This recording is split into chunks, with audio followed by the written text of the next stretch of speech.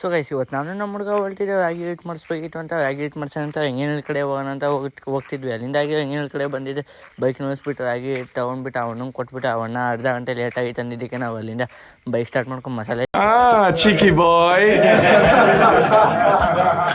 ಮಸಾಲೆ ತಿನ್ನೋಣಂತ ಮಸಾಲೆ ಅಂಗಡಿ ತಗೊಬಂದ್ಬಿಟ್ಟು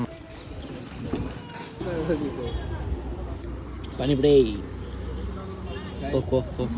ಫೋನಿಲ್ಲ ಮಸಾಲೆ ತಿನ್ಕೊಂಡು ಅಲ್ಲಿಂದ ನಮ್ಮ ಬೈಕ್ ಸ್ಟಾರ್ಟ್ ಮಾಡ್ಕೊಂಡು ಮತ್ತೆ ಮಿಷಿನ್ ಅಂಗಡಿ ಬಂದಿದ್ದೆ. ನಮ್ಮ ಹುಡುಗ ನೋಡಿ ಮೌನಾಗತ ಮಾಡ್ತಿದ್ದ ಕೂತು.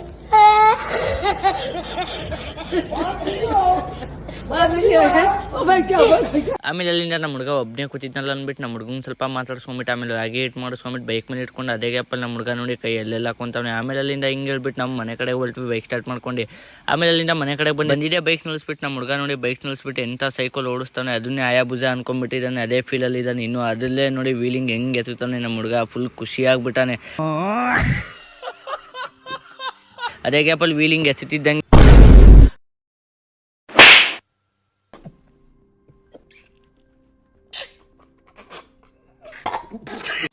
ಇದನ್ನೆಲ್ಲ ಕಣ್ಣಿಂದ ನೋಡಿ ಕಂಗಾಲ ಆಗ್ಬಿಟ್ಟಿದೀನಿ.